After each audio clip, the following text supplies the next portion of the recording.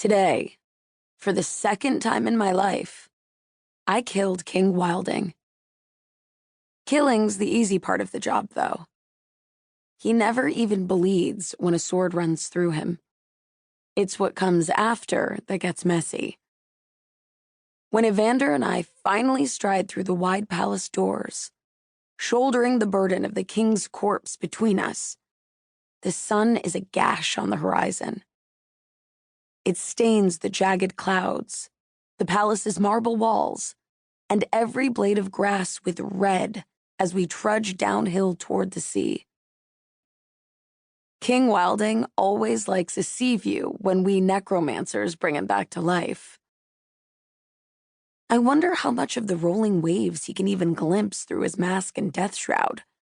But maybe it's the sound of the crashing surf or the smell of the salt air he craves. Either way, I don't question the man. And not just because he's been ruling Karthia for 2 whole centuries. I can't stand the rasp of his voice, dry as the wind rattling bare branches. Here we are. Evander sets the king's feet down before stretching to his full height. He reminds me of a crow in his fitted black necromancer's clothes and long dark cloak, which covers his gloriously broad shoulders and the hard lines of muscle in his arms as he makes a sweeping gesture.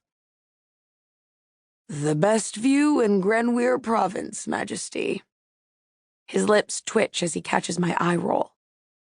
What?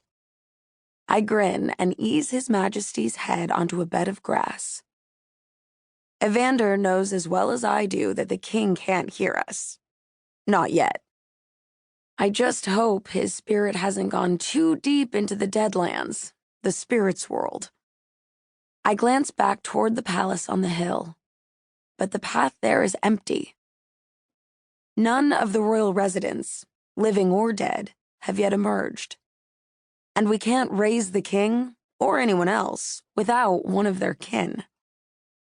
I don't remember a Wilding heir ever being late for a raising, I say. Even the nervous ones show up on time. Think something's wrong? I'm not worried. Evander winks, then scans the overgrown field at our backs. Slipping an arm around my waist, he draws me against his side. If you're interested, I know a way to make the weight fly by, my lady. I mean, Master Odessa. I cringe and shove him away as irritation flutters in my chest. He's been relentless with using our titles since we woke up today. How many times do I have to punch you before you'll stop calling me Master? I'm sorry, he says, a shiver of amusement in his voice. Forgive me, Sparrow.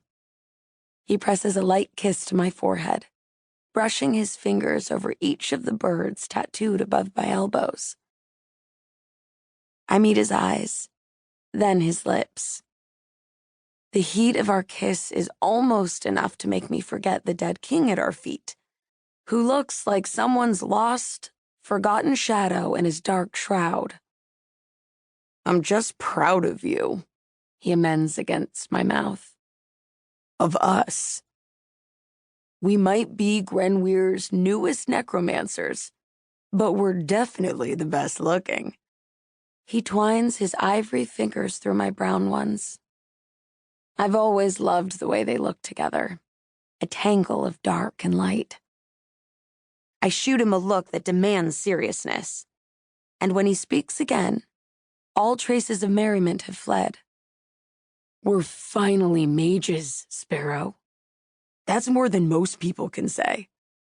We should shout it to all of Karthia. He's right, of course. We've been training for this since I was a 10-year-old pest, and he 12. This job is all I've ever wanted. At least, it was all I wanted until 2 years ago, when Evander and I first kissed at the Festival of the Face of Cloud.